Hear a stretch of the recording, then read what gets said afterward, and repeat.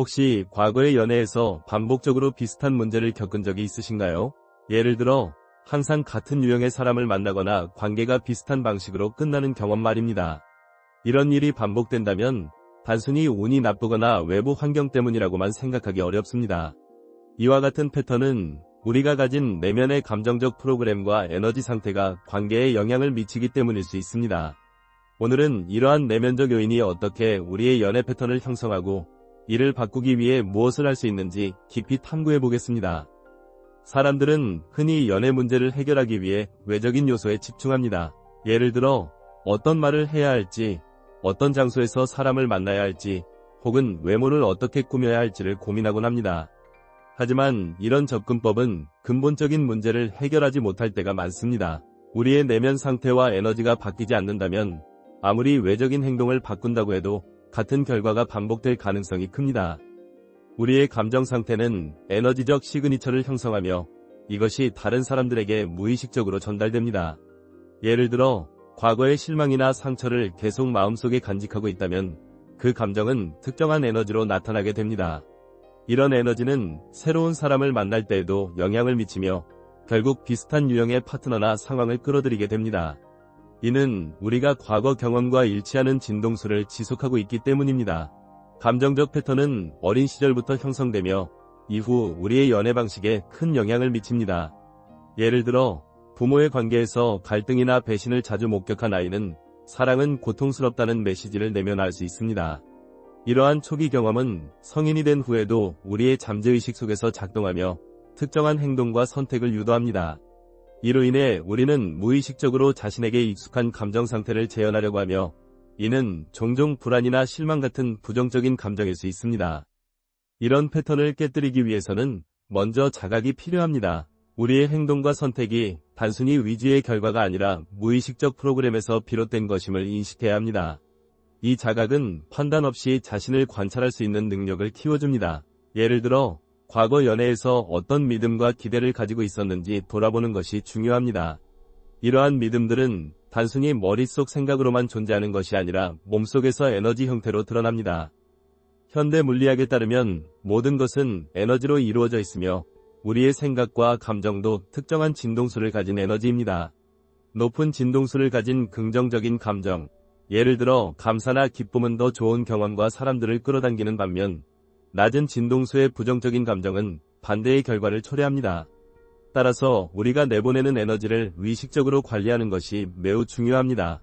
이를 위해 명상과 시각화 같은 방법이 효과적입니다. 명상은 뇌 기능에 측정 가능한 변화를 일으키며 스트레스와 불안을 줄이고 더 정돈된 상태로 전환시켜줍니다. 또한 시각화를 통해 원하는 관계와 상황을 생생하게 그려보는 것도 도움이 됩니다. 잠재의식은 실제 경험과 생생하게 그려진 이미지를 구별하지 못하기 때문에 이러한 시각화는 새로운 현실을 창조하는 데 중요한 역할을 합니다.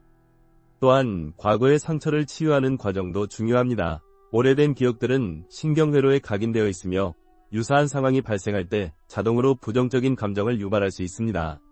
이를 극복하기 위해서는 먼저 해당 기억들을 판단하지 않고 받아들이는 연습이 필요합니다.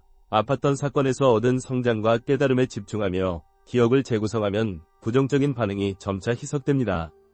자립심 역시 매력적인 에너지를 형성하는 데 중요한 요소입니다. 자립심이 충만한 사람은 외부의 인정이나 관계에 의존하지 않고 이미 내면적으로 충만함을 느끼며 살아갑니다. 이런 풍요로운 에너지는 다른 사람들에게 부담 대신 기회를 제공하며 자연스럽게 매력을 발산하게 만듭니다. 마지막으로 현재 순간에 온전히 집중하는 현존의 힘도 강조할 필요가 있습니다. 진정한 현존은 과거나 미래에 대한 걱정을 내려놓고 지금 이 순간에 주의를 기울이는 상태를 말합니다. 이러한 집중력은 강렬하고 독특한 에너지를 발산하며 다른 사람들에게 깊은 인상을 남깁니다. 결론적으로 우리의 연애 패턴을 바꾸고 더 건강하고 만족스러운 관계를 형성하기 위해서는 내면 상태와 에너지를 재설정하는 것이 필수적입니다. 명상, 시각화, 자립심 강화, 그리고 현존 실천과 같은 방법들은 모두 이를 이루는 데 효과적입니다.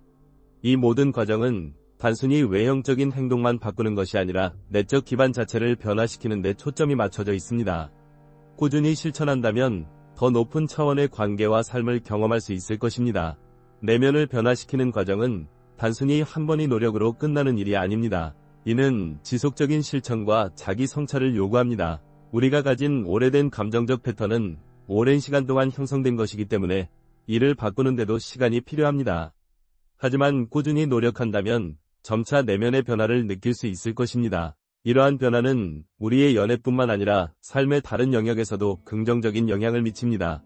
우리가 내면의 에너지를 바꾸기 위해 할 수 있는 또 다른 중요한 방법은 감사의 태도를 실천하는 것입니다.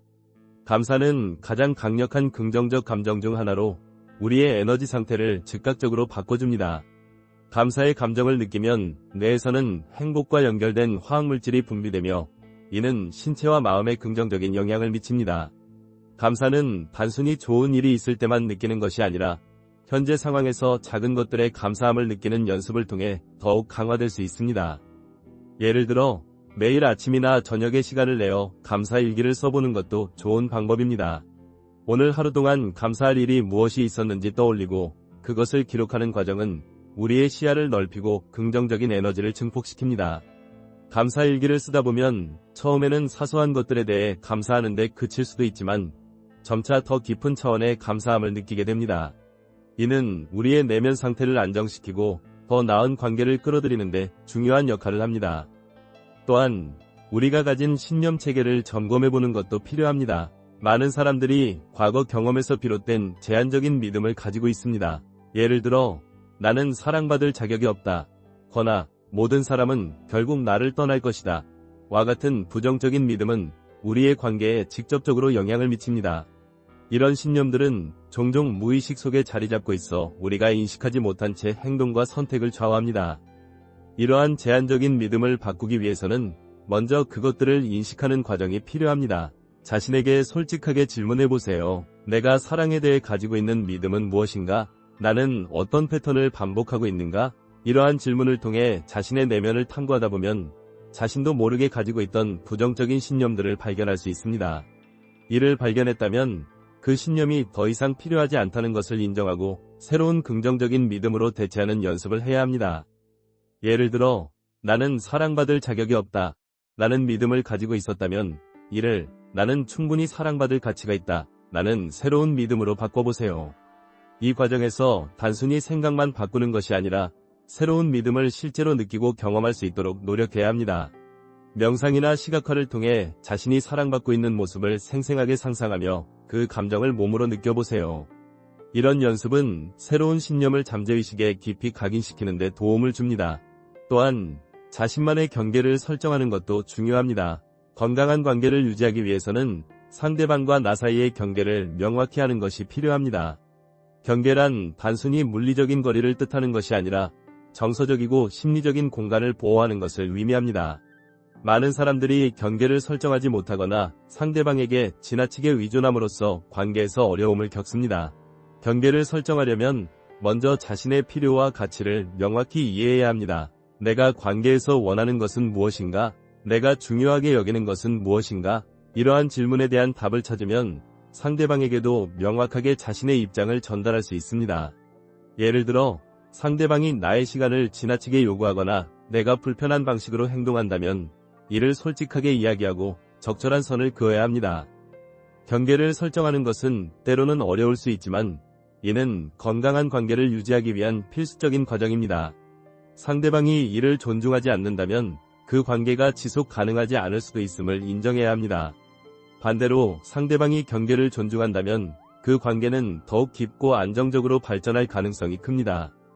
마지막으로 자신에게 친절해지는 법을 배우는 것도 중요합니다. 우리는 종종 자신에게 너무 가혹하거나 비판적으로 대합니다.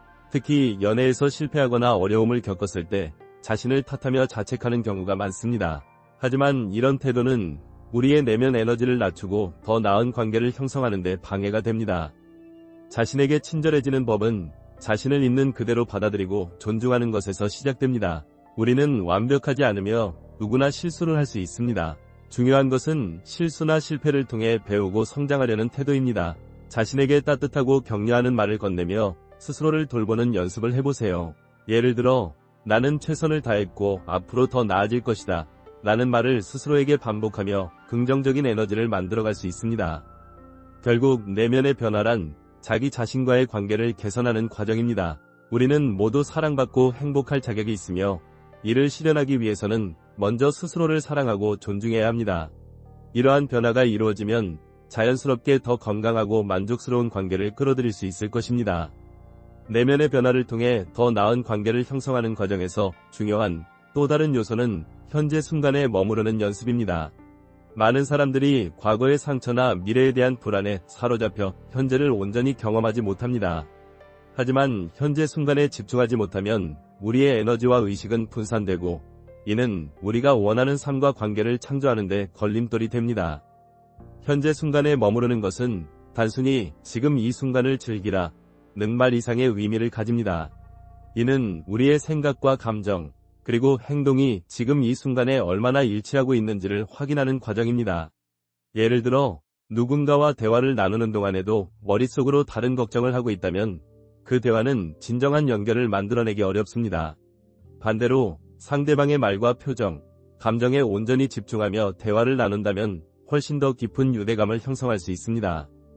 현재에 머무르는 연습은 명상이나 마음챙김, 마인드풀니스 같은 방법을 통해 강화될 수 있습니다.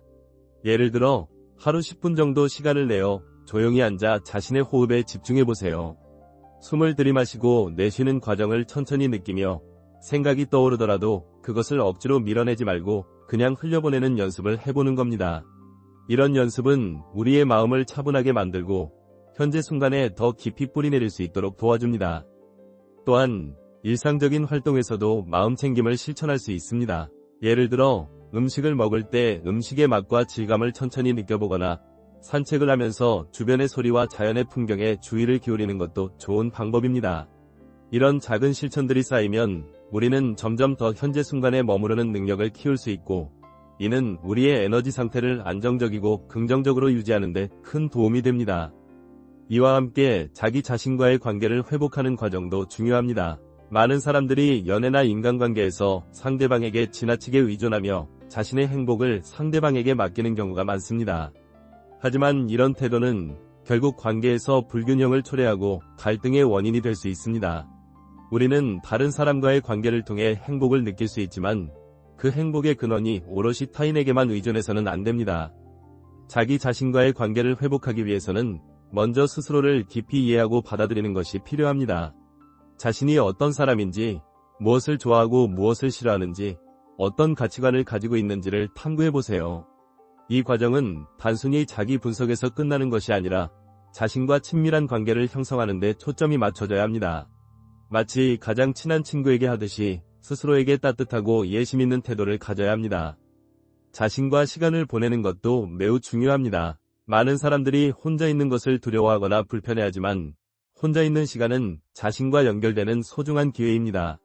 이 시간 동안 독서를 하거나 글을 쓰거나 자연 속에서 산책하며 스스로를 돌보는 활동을 해보세요. 이런 경험은 우리가 내면적으로 충만함을 느끼게 하고 다른 사람들과의 관계에서도 더 건강한 에너지를 유지할 수 있도록 도와줍니다. 또한 자기 자신에게 솔직해지는 것도 필수적입니다. 우리는 종종 사회적 기대나 타인의 시선 때문에 자신의 진짜 모습을 숨기거나 왜곡된 이미지를 유지하려고 했습니다. 하지만 이런 태도는 결국 우리를 지치게 만들고 진정한 행복에서 멀어지게 합니다. 자기 자신에게 솔직해진다는 것은 자신의 약점이나 부족함까지도 인정하고 받아들이는 것을 의미합니다. 이를 통해 우리는 더 자연스럽고 편안하게 살아갈 수 있으며 이런 모습은 다른 사람들에게도 진정성과 매력으로 다가갑니다. 마지막으로 강조하고 싶은 점은 우리 모두가 변화할 수 있는 능력을 가지고 있다는 사실입니다. 과거의 상처나 실패가 아무리 깊더라도 그것이 우리의 미래를 결정짓는 것은 아닙니다. 우리의 뇌와 마음은 유연하며 새로운 경험과 학습을 통해 계속해서 변화할 수 있습니다. 이를 과학적으로 설명하자면 뇌에는 신경가소성, 뉴로플레스티서티 이라는 특성이 있어 새로운 신경 연결망을 형성하고 기존의 패턴을 바꿀 수 있는 능력이 있습니다. 따라서 우리가 새로운 믿음과 행동 패턴을 꾸준히 실천한다면 우리의 뇌와 마음은 점차 그것에 맞게 재구성됩니다. 물론 이 과정에는 시간이 걸릴 수 있지만 중요한 것은 꾸준히 실천하며 포기하지 않는 것입니다. 변화는 한순간에 이루어지는 것이 아니라 작은 노력들이 쌓여 큰 변화를 만들어내는 것입니다. 결국 우리가 원하는 삶과 관계를 창조하기 위해서는 내면의 에너지를 정화하고 재설정하는 것이 핵심입니다. 이는 단순히 외적인 성공이나 결과만을 추구하는 것이 아니라 우리 자신과의 깊은 연결 속에서 이루어지는 과정입니다. 이런 변화를 통해 우리는 더 충만하고 의미 있는 삶을 살아갈 수 있으며 그 과정에서 진정으로 우리와 어울리는 사람들을 만날 가능성도 높아질 것입니다. 삶은 끊임없는 성장과 변화의 여정입니다. 완벽하지 않아도 괜찮습니다. 중요한 것은 우리가 매일 조금씩이라도 더 나은 방향으로 나아가려 노력하는 것입니다. 그런 태도가 결국 우리 삶 전체에 긍정적인 변화를 가져다 줄 것입니다.